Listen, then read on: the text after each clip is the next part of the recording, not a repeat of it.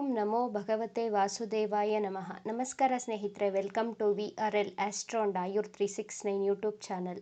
ಮಕರ ರಾಶಿಯವರ April, May, June ತಿಂಗಳ ರಾಶಿ ಭವಿಷ್ಯ.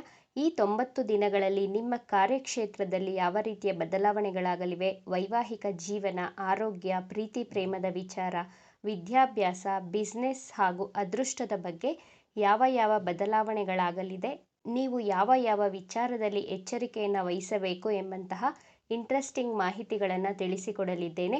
ಮೊದಲಿಗೆ ಮಕರ ರಾಶಿಯವರಿಗೆ ಏಪ್ರಿಲ್ ತಿಂಗಳಲ್ಲಿ ಗ್ರಹಗಳ ಸ್ಥಿತಿಗತಿಗಳ ಬಗ್ಗೆ ನೋಡೋಣ. ನಿಮ್ಮ ರಾಶ್ಯಾಧಿಪತಿ ಶನಿಗ್ರಹ ತೃತೀಯ ಭಾವದಲ್ಲಿ ಸ್ಥಿತವಾಗಿದೆ. ಶುಕ್ರ ಗ್ರಹ, ರಾಹು, ಸೂರ್ಯ, ಬುಧ ಗ್ರಹಗಳು ತೃತೀಯ ಭಾವದಲ್ಲಿಯೇ ಸ್ಥಿತವಾಗಿದೆ. ಪಂಚಮದಲ್ಲಿ ಗುರುಗ್ರಹ, 6ನೇ ಭಾವದಲ್ಲಿ ಮಂಗಳ ಗ್ರಹ, ನವಮ ಭಾವದಲ್ಲಿ ಕೇತು ಗ್ರಹ ಸ್ಥಿತವಾಗಿದೆ. ಮಕರ ರಾಶಿಯವರಿಗೆ ಶನಿಯ ಸಾಡೆಸಾತಿಯು ಮುಕ್ತಾಯವಾದ ನಂತರ ನಿಮ್ಮ ಮನಸ್ಸಿಗೆ ನೆಮ್ಮದಿ, ಶಾಂತಿ ಸಿಗುತ್ತದೆ. ಈ 90 ದಿನಗಳಲ್ಲಿ ಮಕರ ರಾಶಿಯವರ ಆರೋಗ್ಯದ ಬಗ್ಗೆ ನೋಡೋಣ. ನಿಮ್ಮ ರಾಶ್ಯಾಧಿಪತಿ ಶನಿಗ್ರಹ ತೃತೀಯ ಭಾವದಲ್ಲಿ ಸ್ಥಿತವಾಗಿದೆ. ಮೇ 18ರವರೆಗೂ ಶನಿಗ್ರಹದ ಜೊತೆ ರಾಹುಗ್ರಹ ಸ್ಥಿತವಾಗಿರುವುದರಿಂದ ಮೇ ತಿಂಗಳವರೆಗೂ ನೀವು ಪ್ರಯಾಣಗಳನ್ನು ಹೆಚ್ಚಾಗಿ ಮಾಡುತ್ತೀರಾ. ನಿಮ್ಮ ಬಿಸ್ನೆಸ್ ರಿಲೇಟೆಡ್ ಅಥವಾ ಜಾಬ್ ರಿಲೇಟೆಡ್ ಟ್ರಾವೆಲಿಂಗ್ಗಳು ಮಾಡುವಂತಹ ಸನ್ನಿವೇಶಗಳು ಎದುರಾಗುತ್ತದೆ. ನೀವು ಆರೋಗ್ಯಕರ ಆಹಾರವನ್ನು ಸೇವಿಸಬೇಕು. ಇಲ್ಲದಿದ್ದರೆ ಡೈಜೆಷನ್ ಪ್ರಾಬ್ಲಮ್ಗಳು, ಫುಡ್ ಪಾಯ್ಸನ್ಗಳು ಆಗುವಂತಹ ಸಾಧ್ಯತೆಗಳಿವೆ.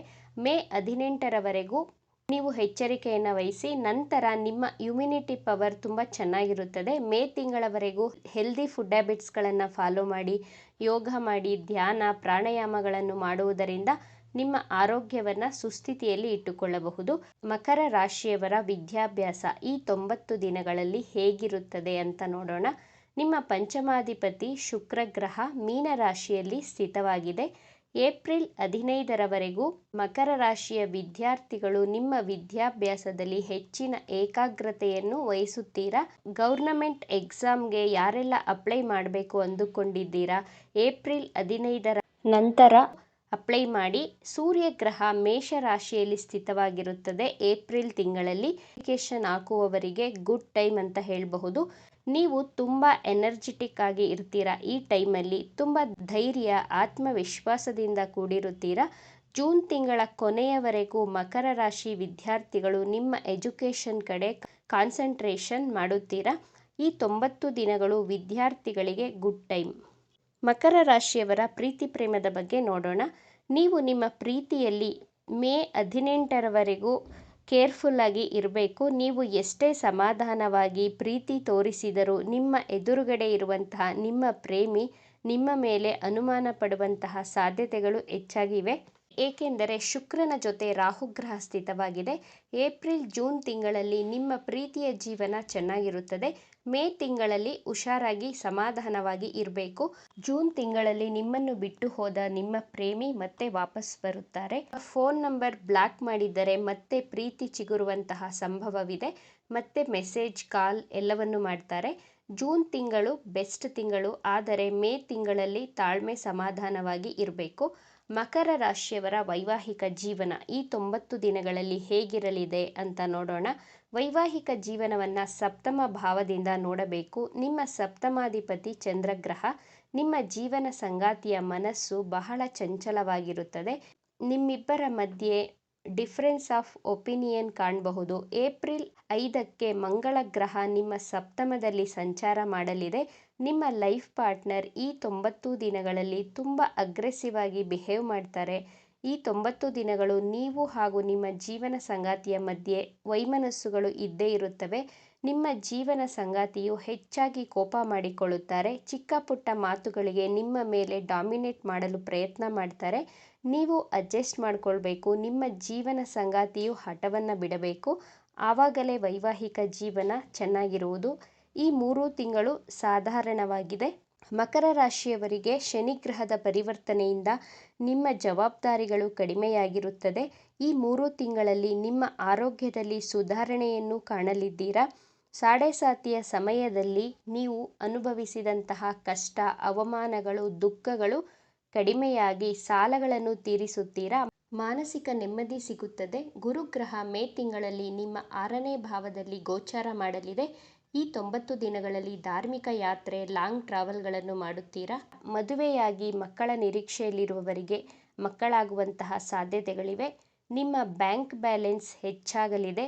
ಮೇ 18 ರಾಹು ಗ್ರಹ ನಿಮ್ಮ 2ನೇ ಭಾವಕ್ಕೆ ಪ್ರವೇಶ ಮಾಡುತ್ತಾರೆ. ರಾಹು ಗ್ರಹ 2ನೇ ಭಾವದಲ್ಲಿ ಗೋಚಾರ ಮಾಡಿದಾಗ ಮಾದಕ ವಸ್ತುಗಳ ಸೇವನೆಯನ್ನು ಹೆಚ್ಚು ಮಾಡಿಸುತ್ತದೆ. ಮೇ ತಿಂಗಳ ನಂತರ ಧೂಮಪಾನ, ಮದ್ಯಪಾನ ಮಾಡುವವರು ಎಚ್ಚರಿಕೆಯಿಂದ ಇರಬೇಕು. ಮೇ ತಿಂಗಳಿಂದ ಯಾರ ಜೊತೆ ಹೇಗೆ ಮಾತನಾಡಬೇಕು ಎಂಬಂತಹ ಪ್ಲಾನಿಂಗ್ ಅನ್ನು ರಾಹುಗ್ರಹ ನಿಮಗೆ ಕೊಡುತ್ತದೆ. ಜಾಬ್ ಹಾಗೂ ಬಿಸ್ನೆಸ್ ಬಗ್ಗೆ ನೋಡುವುದಾದರೆ ನಿಮ್ಮ ದಶಮಾಧಿಪತಿ ಶುಕ್ರಗ್ರಹ ಮೀನರಾಶಿಯಲ್ಲಿ ಸ್ಥಿತವಾಗಿರುವುದರಿಂದ ನಿಮ್ಮ ಕಾರ್ಯಕ್ಷೇತ್ರದಲ್ಲಿ ಪ್ರಮೋಷನ್ಗಳು ಸಿಗಲಿದೆ. ನಿಮ್ಮ ಕಾರ್ಯಕ್ಷೇತ್ರದಲ್ಲಿ ಟಾರ್ಗೆಟ್ಸ್ಗಳು ಹೆಚ್ಚಾಗಿರುತ್ತವೆ. ಬರ್ಡನ್ ಫೀಲ್ ಆಗುತ್ತದೆ, ನಿಮಗೆ ಜವಾಬ್ದಾರಿಗಳು ಹೆಚ್ಚಾಗುತ್ತವೆ. ಆದರೆ ನಿಮ್ಮ ಟಾರ್ಗೆಟನ್ನು, ಜವಾಬ್ದಾರಿಗಳನ್ನು ಖಂಡಿತವಾಗಿಯೂ ಅಚೀವ್ ಮಾಡುತ್ತೀರಾ. ನಂತರ ನೀವೇ ನಿಮ್ಮ ಕರಿಯರ್ ಲೈಫ್ ಬಗ್ಗೆ, ಬೆಳವಣಿಗೆಯ ಬಗ್ಗೆ ನಿಮ್ಮ ಬಾಸ್ ಜೊತೆ, ಮೇಲಧಿಕಾರಿಗಳ ಜೊತೆ ಚರ್ಚೆಯನ್ನು ಮಾಡುತ್ತೀರಾ. ನಿಮ್ಮ ಕಾನ್ಫಿಡೆನ್ಸ್ ಲೆವೆಲ್ ಹೆಚ್ಚಾಗುತ್ತದೆ. ಏಪ್ರಿಲ್ 15ರ ನಂತರ ಮೇ ತಿಂಗಳ ಒಳಗೆ ಯಾರೆಲ್ಲ ಹೊಸ ಉದ್ಯೋಗಗಳಿಗೆ ಹುಡುಕಾಟ ಮಾಡುತ್ತಿದ್ದೀರೋ, ಜಾಬ್ ಯಾರ್ಯಾರಿಗೆ ಇಲ್ಲವೋ ಈ ಟೈಮ್ ಪೀರಿಯಡಲ್ಲಿ ಕೆಲಸ ಸಿಗುವಂತಹ ಸಾಧ್ಯತೆಗಳು ಹೆಚ್ಚಾಗಿ ತೋರಿಸ್ತಾ ಇದೆ. ನಿಮಗೆ ಇಂಟರ್ವ್ಯೂ ಅಟೆಂಡ್ ಮಾಡುವ ಕಾನ್ಫಿಡೆನ್ಸ್ ಬರುತ್ತದೆ. ನಿಮಗೆ ಕೆಲಸವೂ ಸಿಗುತ್ತದೆ. ಬಿಸ್ನೆಸ್ ಮಾಡುತ್ತಿರುವವರಿಗೆ ಏಪ್ರಿಲ್ ತಿಂಗಳಲ್ಲಿ ಸಾಧಾರಣವಾಗಿದೆ. ಮೇ, ಜೂನ್ ತಿಂಗಳಲ್ಲಿ ಹೆಚ್ಚಿನ ಧನಲಾಭವಾಗಲಿದೆ. ಮೇ 7ರಿಂದ ಜೂನ್ ತಿಂಗಳವರೆಗೂ ಗುಡ್ ಟೈಮ್. ಟ್ರೇಡಿಂಗ್ ಮಾಡುವವರು, ಇನ್ವೆಸ್ಟ್ ಮಾಡಬೇಕು ಅಂದ್ಕೊಂಡಿರುವವರು ಹೊಸ ಕೆಲಸಗಳನ್ನು ಪ್ರಾರಂಭ ಮಾಡಬಹುದು. ಏಪ್ರಿಲ್ ತಿಂಗಳಲ್ಲಿ ಯಾವುದೇ ಹೊಸ ಇನ್ವೆಸ್ಟ್ಮೆಂಟ್ ಮಾಡುವುದು ಬೇಡ, ಶುಭ ಸಮಯವಲ್ಲ. ಮೇ ಹಾಗೂ ಜೂನ್ ತಿಂಗಳು ಗುಡ್ ಟೈಮ್ ಅಂತ ಹೇಳಬಹುದು. ಪ್ರತಿನಿತ್ಯ ಸೂರ್ಯ ದೇವನಿಗೆ ಜಲದ ಅರ್ಘ್ಯವನ್ನು ಕೊಡುವುದರಿಂದ ಎಲ್ಲವೂ ಶುಭವಾಗುತ್ತದೆ. ಈ ವಿಚಾರಗಳು ನಿಮಗೆ ಇಷ್ಟ ಆಗಿದೆ ಅಂತ ಭಾವಿಸ್ತಾ ಇದ್ದೇನೆ. ಇಷ್ಟ ಆಗಿದ್ದರೆ ನಮ್ಮ ಚಾನಲನ್ನು ತಪ್ಪದೇ ಸಬ್ಸ್ಕ್ರೈಬ್ ಮಾಡಿಕೊಳ್ಳಿ. ಈ ವಿಡಿಯೋಗೆ ಒಂದು ಲೈಕ್ ಕೊಡೋದನ್ನು ಮರಿಬೇಡಿ. ಈ ವಿಡಿಯೋವನ್ನು ನಿಮ್ಮ ಫ್ರೆಂಡ್ಸ್ ಆ್ಯಂಡ್ ಫ್ಯಾಮಿಲಿ ಗ್ರೂಪಲ್ಲಿ ಹೆಚ್ಚು ಶೇರ್ ಮಾಡಿ. ನಿಮ್ಮ ಅಭಿಪ್ರಾಯಗಳನ್ನು ತಪ್ಪದೇ ಕಮೆಂಟ್ ಮಾಡಿ. Thank you friends.